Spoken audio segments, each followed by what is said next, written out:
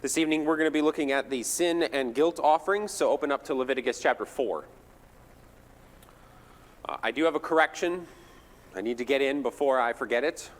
In chapter 7, in verse 8, it does say that the skin of the burnt offering is given to the priest. In our first class, somebody made that comment, and I was wrong. The skin is given. Seems like that's the only one where the skin is the gift to the priest. The rest of them they get to eat, which chapter 7's got a few verses on that. We'll get to it at the end of the guilt offering if we've got time. All right, Leviticus 4. I've been debating how I wanted to teach these two sacrifices, because these two sacrifices are difficult at times for Christians to grasp. And it simply comes down to the word sin and the word guilt or trespass, depending upon your translations. From a Christian mindset, what is sin? It's a transgression of God's will. It's a transgression of God's law. It's a blemish. Well, we can call it that, right? It stains us and creates a separation from God. But the sin offering is not exactly that simple. Yes, it is a transgression. That's the purpose of a sin offering, is you've done a transgression. Sort of. What it really is trying to get across is that you are no longer clean with God. You are no longer in unison with Him. You have been separated for a reason. And a great place, let me see here, I think it's chapter 12. Yes, chapter 12. We're not there yet. We're going to get to it at the end of the quarter, but I'm just going to get it in really quick because this is a great place to look to see that a sin offering does not necessarily mean that you have sinned like a Christian mindset thinks of it. Because in chapter 12, a woman gives birth. A married, wonderfully righteous woman gives birth to her husband's child in chapter 12. We're not talking about children from sin like it was a harlot or something of that kind. No.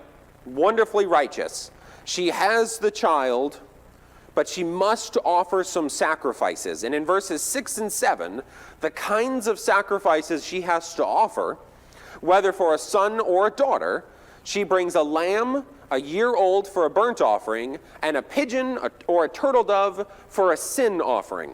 So my question is God trying to tell us that every single time that a woman gave birth, she has sinned and transgressed against God? Now, that makes us real uncomfortable, doesn't it?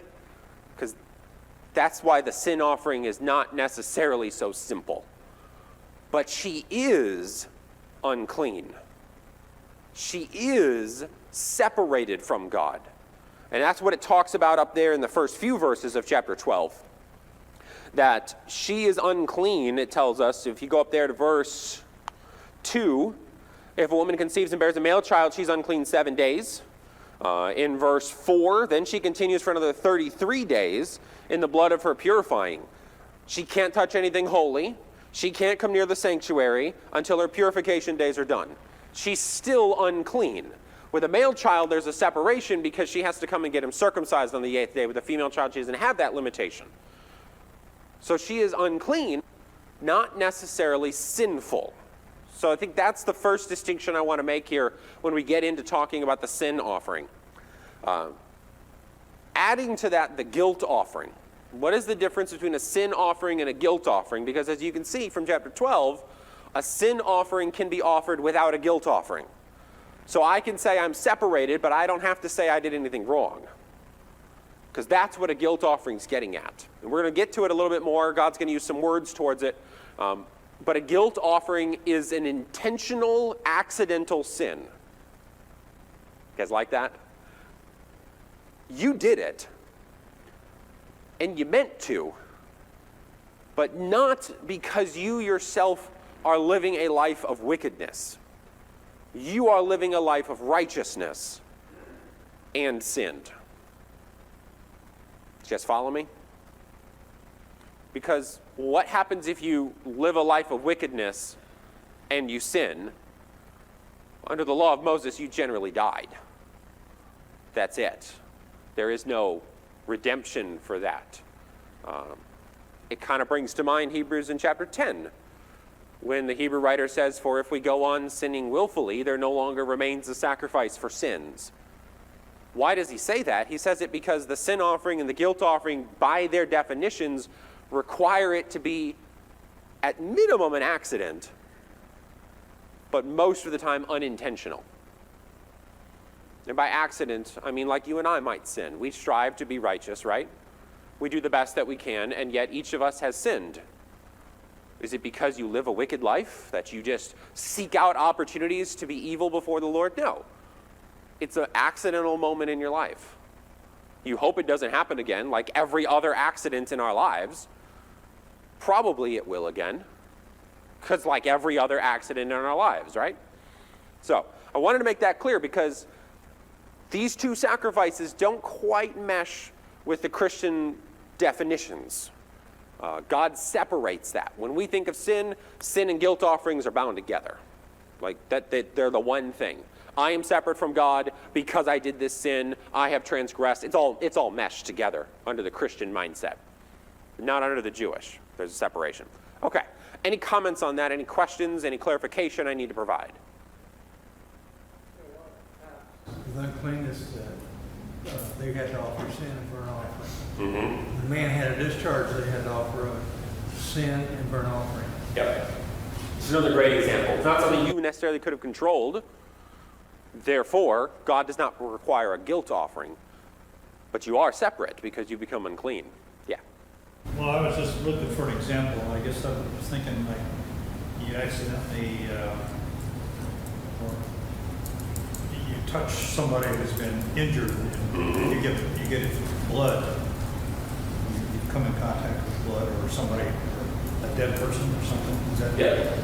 That's an exact example that God is going to give in chapter 5, I think. Yep, you are right there with it. Because, okay, your dad died. Should you leave him there? Like, is that the righteous answer? My dad's dead. I guess he's going to rot there until he goes away. Maybe we can hurry some animals in here to take care of it. Like, no, that doesn't make any sense. So God provides a way, but you still become unclean. Yeah. And I guess I never had thought about this before until you brought it up. So when, say the woman is there, so she's there to make the purification offering, does she just go ahead and do the sin offering because it's a convenient time? So take the dad just died, I got to pick him up and move him. I'm 100 miles away from Jerusalem. So after the funeral, do I have to go to Jerusalem, make the sin offering, then travel another, or do I get to do it the next time I'm there when it's convenient? It needs to be a priority to you. The implication is once you're in the land, there's time. Really, with all of these sacrifices, there's time. Nothing's immediate. If you sin in the afternoon, you can't go do your sacrifice until the next morning. If you're on the outskirts of the camp and you still got to go find your sacrifice, and like a lot of it is going to be scheduled. Yeah. So there definitely is some time factor here, which means that you have to prepare, you have to acknowledge it and identify it and get ready for it. Yeah. Follow up, may I? Yeah, go ahead. That's why I'm here. In the instance of the woman, and I just did a quick search and just quickly looking at it, a sin offering seems to just be the lowest form of offering one can make, whether they're rich or they're poor. So a turtle dove or a pigeon. Mm-hmm. What do you think the significance is of that? Well, if this is such a yeah. why the smallest offering possible? There are a lot of types of sin offerings, so it's not just the birds. We're going to see it's from the herd and the flock, and God's got a whole bunch of specifics. I think specifically here with childbirth, God is already taking a lamb. He adds no further burden. Even minimizing the importance of the uncleanness, I think, is involved with that. That God is literally, by this sacrifice, saying, yes, you're separate from me, but you've not done anything wrong. Come back. It's the easiest it can possibly be. Yeah, but I think you're picking up on it. The sin offering's complex. It's got the most amount of time devoted here in Leviticus. So much so that the guilt offering, which is for more serious things, gets only a handful of verses. We get over a chapter with the sin. Any others? Yes. Were sins actually forgiven at this time? Because was this a process of rolling them forward? Because, you know, the New Testament tells us that the blood of the bull and goat could not forgive sins. Were these sins still rolled forward even after the sacrifice? It is a hard question to answer. And it's a very hard question for me to answer in a few sentences. The way I have heard it explained, and the way that I'm going to go ahead and say it, is that the sacrifice of Christ goes forward and backwards. And so under Levitical law, God uses the words, "This is for your atonement," so that your sins are forgiven. He uses those words. Well, why did it work? The only answer I can give is because Jesus made it work. Like that's literally the only answer I can give. If somebody else wants to try to tackle it, you're welcome to get your own class time. But if we get off on that tangent, we're never going to get out of it. Are you getting off on that tangent? And one thing, it says that Christ died once for all. Yeah. So, period. There you go. Forward and backward. We're going to talk about that again in a minute. Yeah. That I will get off on a tangent, but not till later. Chapter 4. Yes. I think so much of it gets back to we just can't understand the mind of God. I mean, it's just so far above us. At this time, God knew exactly what was going to happen in history. Yeah. And so my understanding is in God's mind, the sacrifice of Christ was necessary. The sacrifice of Christ was just as good as done during that time. So in one sense, they could say that what they did was sufficient. Yeah, now, especially we get to the time of Christ for it to truly become sufficient, but God's mind just thinks so much differently than ours. He can see into the future and recognize that it's already taking place. Yeah, you're exactly right. Okay, no more comments. Chapter 4. I'm shutting it down. All right. Chapter 4 and the beginning of chapter 5 discusses the sin offering.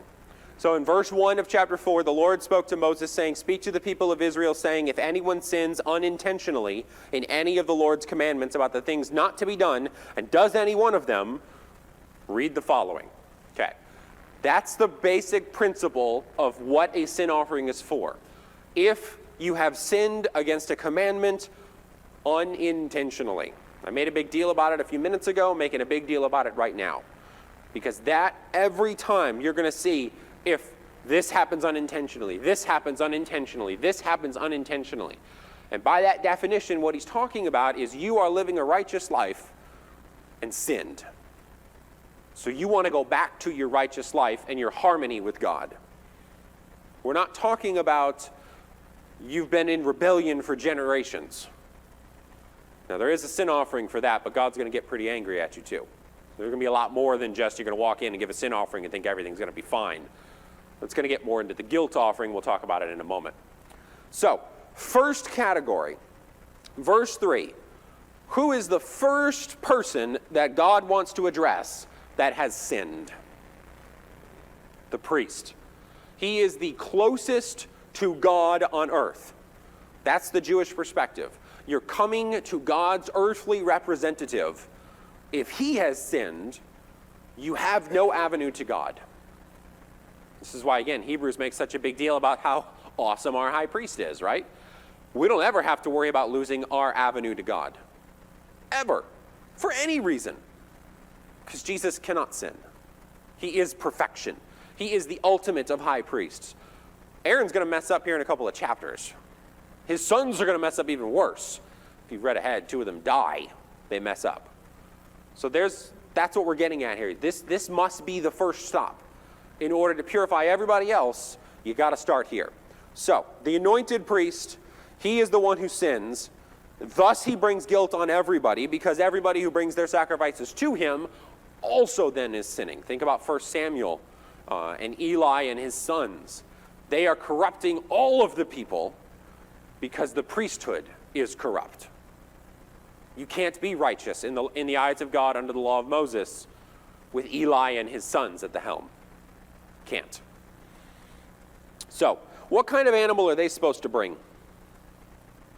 You can look in verse 3 or verse 4. A bull.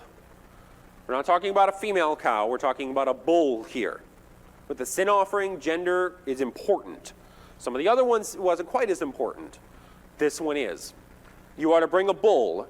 It is to be without blemish. It is from the herd, your herd. You're the wrongdoer, you bring it in. He brings the bull in verse 4 to the entrance of the tent of meeting before the Lord. He lays his hands on it, on the head of the bull. He kills the bull before the Lord. And the anointed priest takes some of the blood of the bull and brings it into the tent of meeting. And the priest shall dip his finger in the blood and sprinkle part of the blood 7 times before the Lord in front of the veil of the sanctuary. The priest shall put some of the blood on the horns of the altar of fragrance incense before the Lord, that is in the tent of meeting. And all the rest of the blood he shall pour out at the base of the altar of burnt offerings, that is at the entrance of the tent of meeting. We'll stop there. There's 2 priests involved here, because priest number 1 is the sinning priest. He had better not walk into that holy place. Just trust me. 2 of them are going to do it in a couple of chapters, and they had better not. They die. So he's got to get a different priest. So we've got some mutual confession going on here. We've got one priest who now is separate and unclean, needing a clean priest in order to bring his sins away. So think about us. We are called priests in the New Testament, are we not? So if we sin, we need a clean priest to help us. So we talk about drawing near through Christ, don't we? We talk about praying in Christ's name. That's that imagery. That's what we're talking about here with this sin offering. We also have some interesting things. We bring a whole new altar into this. When they enter into the holy place, what altar do they utilize?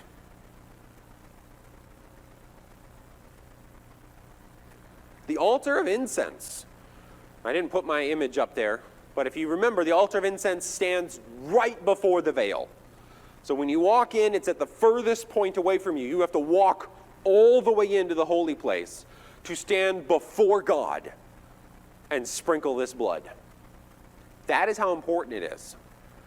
You have to bring it in here because you, the priest, you're not the one bringing it, the righteous priest brings it in here because the sinning priest has potentially brought shame and uncleanness upon the holy place. So it needs blood too. You sprinkle it before the Lord. That was up there in verse 6. You sprinkle it 7 times. Then you put some of the blood on the horns of the altar of fragrant incense. You pour the rest of it at the base of the altar of burnt offerings at the entrance of the tent of meeting. So that's similar to the rest of them. Any questions before we move a little further? Okay. What's the rest? Verse 8. All the fat of the bull of the sin offering, he shall remove it, the fat that covers the entrails, all the fat that is on the entrails, the 2 kidneys with the fat that is on them, at the loins and the long lobe of the liver that he shall remove with the kidneys, just as are taken from the ox of the sacrifice of the peace offerings. So, you're preparing it to go on the altar exactly like you did with the peace offerings. The priest shall burn them on the altar of incense, but the skin of the bull and all of its flesh, with its head, its legs, its entrails, its dung, all the rest of the bull, he shall carry outside the camp to a clean place, to the ash heap. He shall burn it on fire of wood. On the ash heap it shall be burned up. Note what happens here. We give God his meal portion. That's the peace offering. So there's a peace offering involved in the offering of a sin offering, because you need the atonement of a sin offering and the relationship that comes from a peace offering in order to bring that priest back into good standing with the Lord. But you can't eat it, because who is left to be holy? Who is holier than a priest on earth? Nobody. And you're the priest who's supposed to be holy, but you're unclean, you can't eat it. and nobody's higher than you, they can't eat it. So you take everything else outside to the rubbish heap of holiness, where they take all of the holy ashes, and you burn everything there as a now burnt offering, but not a burnt offering because it's not on the altar. It's just gone. Think of the message God has just said to the priest. Your sin is so horrific that you had to cleanse the holy place. You had to cleanse the altar of incense. You had to do a peace offering with me, and then I threw the rest of it out. That is how horrific it is. It's a strong message, isn't it? Strong message. All right, any questions or comments on it? Because I'm not going to spend as much time on the other ones as I did this, because it's a good type. It's standing out. Next instructions are for the congregation and the assembly. Are those two different words for the same thing, or is there a difference there? I don't think there's a difference. I think it's two words for the same group. I read one commentator that tried to say one is for all military tribes and one is for all tribes. I don't see a lot of evidence of that throughout the rest of the Old Testament, so I'm not sure that I would buy it. But you can read it and decide for yourself. Yeah. So let's talk about the congregation. If the whole congregation of Israel has sinned unintentionally, verse 13, I'm going to make a big deal about it again. What kind of sin? Unintentional. So they're righteous, they did a wrong, they're coming back to righteous. And the thing that is hidden from the eyes of the assembly, and they do any one of the things that the Lord's commandment has said that they're not supposed to do, they come and they bring a bull from the herd for a sin offering. The elders of the congregation place their hands upon the head of the bull. It is then killed before the Lord. The anointed priest then does almost exactly the same. He comes in, he takes the blood, he brings it in, he dips it and sprinkles it 7 times before the Lord in the veil. He puts some of the blood on the horns of the altar that is there. The rest of the blood he shall pour out at the base of the altar of burnt offering. After that, he takes its fat and he burns it on the altar. Thus he shall do with the bull, as he did with the bull of the sin offering, so he shall do with this. The priest shall make atonement for them. They shall be forgiven. He shall carry the bull outside the camp, burn it up as he burned the first bull. It is a sin offering for the assembly. Importance is still here. It's almost exactly the same as if a priest has sinned. Because if the whole congregation has sinned, it's going to include the priests. Everybody. Judgment is being brought down on you. And we can think of some of the wandering years where judgment is brought down on them and they would have needed to bring this. Like Korah's rebellion, or perhaps in Joshua when they do some incorrect things at Ai in Jericho. The whole congregation needs to be atoned for.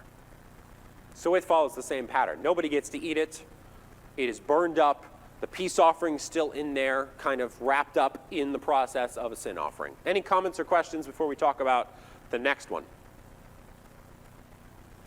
Define an unintentional sin, because some of those examples, that we might look to, seem to be more like given instructions and then shortly thereafter did not follow instructions. So is this like I accidentally did something I knew not to do, or is this the law is extensive, it's really difficult to know all of it, maybe I messed up, and then somebody said, did you know about this? Yes. Well, let's go ahead and let's answer his question by reading the words of God out of chapter 5. If anyone sins, in verse 1, that he hears a public adjuration to testify, and though he is a witness, whether he has seen or come to know the matter, if he doesn't speak, he shall bear his iniquity. Or if anyone touches an unclean thing, whether a carcass of an unclean wild animal, or a carcass of an unclean livestock, or a carcass of an unclean swarming things, and it's hidden from him, and he has become unclean and he realizes his guilt. Or if he touches human uncleanness of whatever sort, the uncleanness may be with which one becomes unclean, and it's hidden from him. Or when he comes to know it and realizes his guilt. Or if anyone utters with his lips a rash oath to do evil or to do good, any sort of rash oath that people swear, and it is hidden from him, when he comes to know it, He realizes his guilt in any of these things. When he realizes his guilt in any of it, he confesses his sin and he offers his sacrifice. So the principle God is establishing is probably very similar to what you just said. There's a lot of laws. You didn't know you did it wrong. Or you have an enemy who hid an unclean thing in you to get you. Well, God provides some leeway with that. He provides mercy with that. We often talk about how the law of Moses was not really a merciful law. The sin offering is incredibly merciful because you have time. That is an unintentional sin. When we get to the guilt offerings, we're going to notice some changes of wording. When it's going to be an unintentional, intentional sin. Welcome to Leviticus. How would we categorize or describe what David did with Bathsheba? Obviously, he knew better, but until confronted with what he had done, he was in some ways unaware of what he was doing, I guess you could say. I think the principle is, he is a righteous man who sinned. Therefore, God provides a way out. We're uncomfortable with it because it takes a lot of further steps. And really with the law of Moses, probably more should have been done to him that wasn't. But God seemed okay with it, so I'm going to go with that. But yes, the principle is, he starts as a righteous. He has a sin, not one that he set out to do, but it happened. Meaning that when he woke up that morning, he didn't say, you know what, I'm going to go up on my roof and I'm going to find this woman and I'm going to go get her. But it did lead him down that road. I got a couple of hands over here. I remember your hand. We'll get back to it in just a second. I think Lee and then... The whole congregation here, to me, really shows God's mercy towards the whole congregation. Yeah. The whole congregation, because he just requires one rule. Just one. Yeah. If they had to do one for each person, number in the congregation, they wouldn't get it done very soon. Yeah, they're out of bowls. Yes. He talks about secret sin.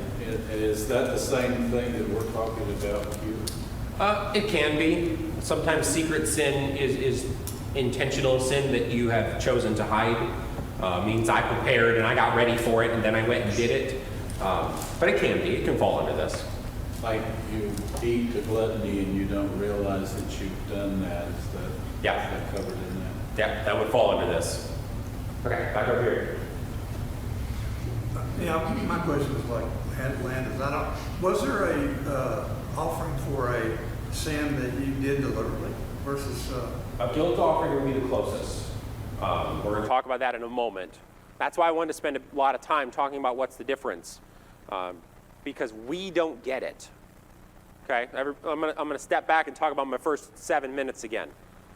We think like Christians, right? We do. It's ingrained in us. 2,000 years of terminology is ingrained in us that even reading the word sin offering, we don't get it because that word is there. God had a different method of interacting with them. And he had a different way of breaking it down than he does with us. So a sin offering is an unintentional sin, perhaps because you didn't know the law, perhaps because you were afraid to testify, perhaps because someone snuck something, perhaps because you just walked a ton and didn't realize you walked over unclean things. There's a lot of unintentionals that can come in there. David may fall under that category. He didn't intend to do what he did, but he got in it. But a guilt offering is starting to get into some more intentionality, yet God still calls it an unintentional. I got two hands, but Clay was first. Yeah, you were first. Yes.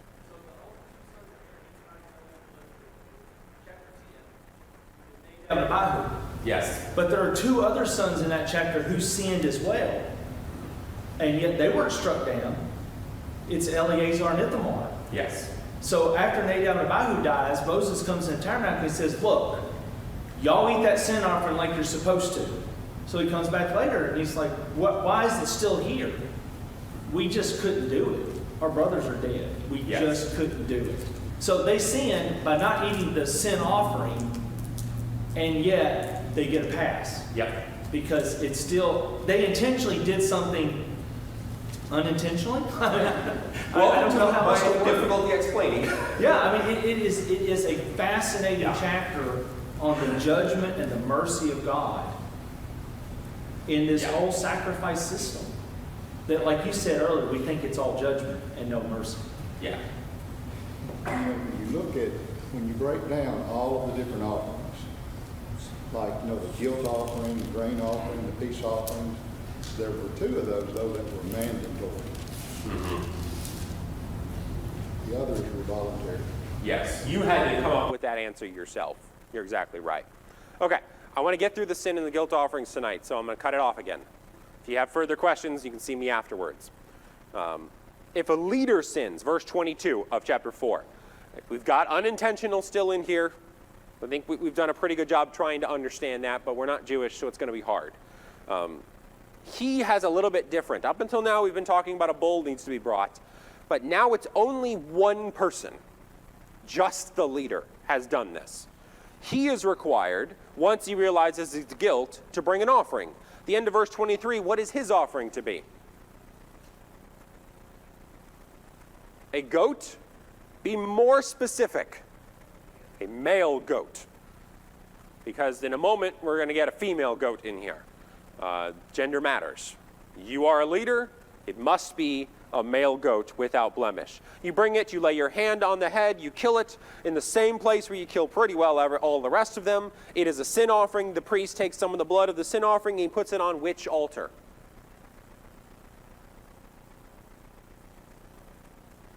Yeah, it's the burnt offerings altar, not the incense altar, the burnt offerings one, the one where most of the action happens. Why? Because there's nothing wrong with the tabernacle. Nothing wrong with the priesthood. It's with outside the tabernacle that's the problem. So you don't need to bring it in. You don't need to worry about that. It's just dealing with the place where all of the offerings are done. He places some of the blood there. He puts the rest of the blood at the base. All of its fat he burns on the altar like the fat of the peace offering. And the priest shall make atonement for him for his sin, and he shall be forgiven. In chapter 7, when we get over there, if we get over there at all, it's going to talk about eating of the sacrifice of the peace offering down in, not chapter 7, chapter 6, verses 24 through 30. Just to use the example in verse 26, the priest who offers it for sin shall eat it. In a holy place it shall be eaten in the court of the tent of meeting. Clay referenced a moment ago, talking about with Nadab and Abihu, that they left the sin offering on the altar, which was not correct. They're supposed to take some of it off and eat it. Okay, so that's the leader. Slightly different. You've got some consumption going on. God's earthly people, God's earthly representatives have to do some eating. Because again, we're looking at a meal. God and the priests are eating, and as a result, your sins are forgiven. You're now made clean. The relationship is restored. However you want to word it. That's what happens. In verse 27, if a common Jew, any of the tribes, unless they're a priest or leader, if they are the ones that have done the unintentional sin, they realize their guilt, they got some options. In verse 28, what's the first option?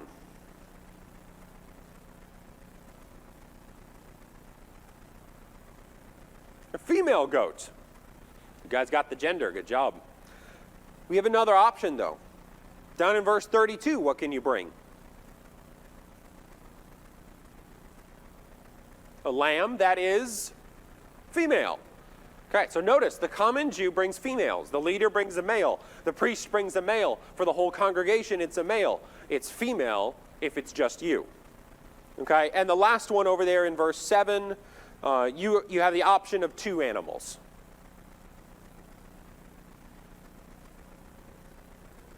Turtle doves and pigeons, and they're so small, God doesn't care which one they are, I assume. But you got to have two. One's a burnt offering and one's a sin offering. But you got to have the two. Okay. So you bring your offering. We'll just go through the verse 27 down through verse 31 one. It's the same process with the lamb. It's the same process with the turtle doves. Well, the process with turtle doves very much like the sin offering was. Or not the sin offering, the burnt offering was. But in verse 28, you bring your male goat, or sorry, your female goat, I'm so used to saying male, without blemish, for the sin that you've committed. You lay your hand on the head, you kill it in the place where you kill all the other ones. The priest takes the blood with his finger, he puts it on the horn of the altar of burnt offering, he pours the rest of it at the base, puts the fat on there just like he does with the peace offering, and the rest of it gets eaten by the priest, the one who offered it. See chapter 6. Turtle doves are very similar. You bring it in, you wring the head off, you put some of the blood on the side, you put the rest of it up there. It is what it is, because you're not getting much off if you try to do much more. Any questions?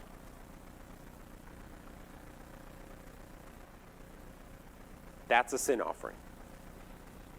Its purpose is to restore you to cleanness with God, compared to being unclean with God. That's its purpose. Now, let me make sure I covered everything I wanted to, and then we'll move a little forward. Oh, I'm going to ask a great question here. If I pat my own self on the back. Who did Jesus die for? Utilizing what you know of this sin offering, what kind of sin offering? For who was the sin offering offered? It's a thought question.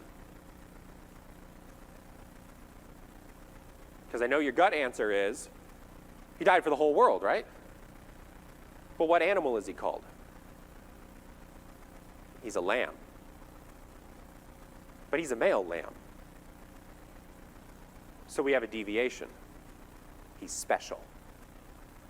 But who is a lamb offered for? According to this, we'll just stick with the lamb. Who is the lamb offered for?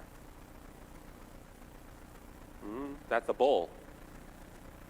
Just the one. He's offered for each individual. So this sacrifice that Jesus gave saves each of us individually. Now that's important, because if they call him a bull, that means that all of us get our sins forgiven, even if a third of us really are still sinful. The whole congregation gets to be clean again. But he didn't do that. He said each of us individually has to be righteous, because he did it on an individual basis. Which means he didn't die for the whole family. He died for each member of the family. Results similar, right? You still all have access to the same sacrifice. It's just that you got to pick it. Your parents can't pick it for you. Your spouse can't pick it for you. You can't just let some ambiguous group over here at the side, they pick it for you. No, you got to decide. If you're going to stand up and utilize this sacrifice and cease sinning, or if you're going to continue sinning willfully and there no longer is a sacrifice. Okay? I want to bring that in. It's a nice thought one, right? Each of these sacrifices, they have something with Jesus. Jesus fulfills them in some way. Okay, let's talk about the guilt offering. I see a lot of very confused faces, so I've done my job. You're going to think about this till Sunday. Maybe till next Wednesday. Guilt offerings start off in chapter 5 and verse 14. They go through chapter 6 and verse 7. They've got another one in 10 verses in chapter 7, where he kind of reiterates a little bit.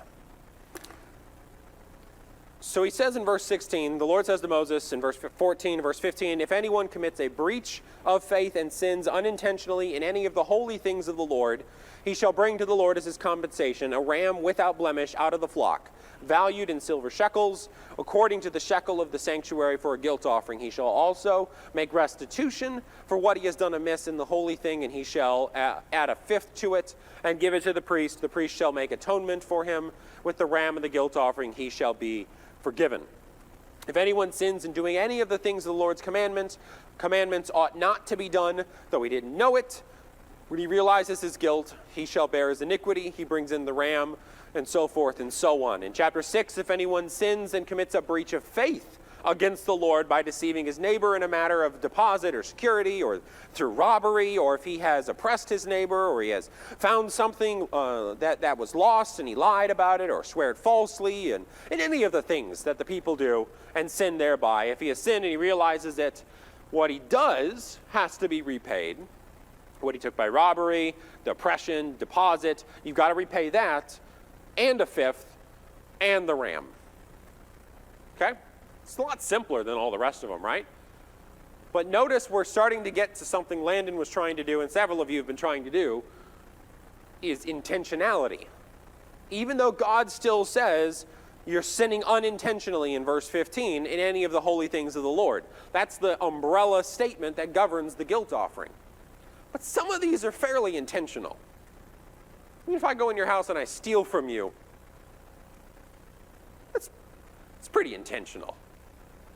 That's a guilt offering still. I got to pay it back. I got to add a fifth to it that goes to the stockpile the priests keep, and I have to give the ram. Any questions or thoughts on that? It's not as complicated. We're still very uncomfortable because I can see you all fidgeting with it. Because we still struggle with that Christian mindset of sin, rather than thinking of it as you've been temporarily made unclean. So you can't come to God like you used to. But God still welcomes you back. Ben? I was just going to say, it's odd, like you said, the way that it works. And I'm just thinking of, unintentional sin versus intentional sin and everything. And I was thinking about how we brought up David. Mm-hmm. So David, he sees Bathsheba. He's done nothing wrong at that point. But then he thinks about Bathsheba after he's seen her, and that's unintentional sin. Yeah. Well, then he brings Bathsheba to him and commits intentional sin. Yep. And then he kills her husband, and that's intentional sin. Yeah. So, and God deals with each one of those separately. The sword's not going to depart from his house because he killed Uriah. Yep. His wives are going to be slept with in broad daylight, and because he took Bathsheba. And then instead of taking his life, God takes his son's life for all these things that he's done. But so is there, in anywhere in here, does it deal with intentional sin? Or do you just die pretty much when that happens? Frequently you die. Like, if it doesn't fall under these categories, you get stoned, you get cut off from your people. That's another one. So maybe you don't die, but you're separate. You can never come back to God. But yeah, it's usually death or exile. Yeah. Scene with David's situation, really, he should have died. But God gave him a reprieve and instead made his son die. Yeah. So, yeah. You can look in chapter 7, the first 10 verses there. It talks a little bit more specifically about how the guilt offering is done. It's almost exactly the same as the rest of them. So you can read that on your own. And then there's that quick summary from verse 8 down through verse 10 that talks about each sacrifice and what the priests get. But you can read that on your own as well. All right, I have a few minutes left. I'm hoping to finish the clean and unclean animals tonight. I don't think it's going to take long, because it is what it is, and I really only want to talk about the ending of it. So look in chapter 11 with me. God makes several statements about clean and unclean animals here that I want to emphasize. And if you know the difference between clean and unclean animals, great. That's not really my point here. I'm discussing God's holiness and the fact that he just makes them. So stick with that. God made clean and God made unclean animals. In verse 3, he starts that discussion here, and he starts applying some rules. He talks about it with land animals. In verse 9, he talks about it with water animals. In 13, he talks about it with flying. In 20, he talks about it with insects. And down in 29, he talks about it with swarming things. Then 24 through 28, there's a section on carcasses. That if you come in contact with a carcass, you're unclean as well. With unclean animals and unclean carcasses, the principle is a little different. There's not a sacrifice for it. In verse 25, for example, anyone who carries any part of a dead animal's carcass is unclean until evening. Done. You've got to wash your clothes, of course, but that's it. Like, you don't need to go and find your ram. You don't need to go find your lamb. You don't need to find some doves or whatever. You're done. You're just unclean till evening, which is great. Because if you're out and you're trying to get dinner ready, the last thing you need is to then take dinner and go sacrifice it, and then you go and you get another dinner. Well, now you're unclean again, and you got to go sacrifice it. Like, this doesn't make any sense, right? So God provided a different way. But while you're unclean, you had better not try to go into holy areas. You're separate still. So God makes a distinction here. There is something clean and something unclean, and if you are unclean, he means it. But the part I really want to hone in on is down in verse 44. Because after all of the discussion of what is clean and what is not, and you can read it on your own, it's fairly self-explanatory, he gives a reason why he made some animals clean and some animals unclean. He tells us, "For I am the Lord your God.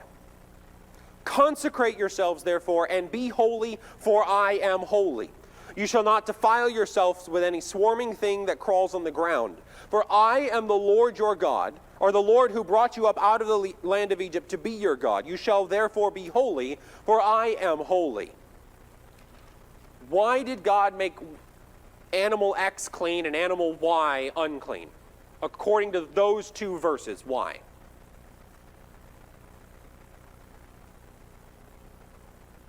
To teach them a simple lesson.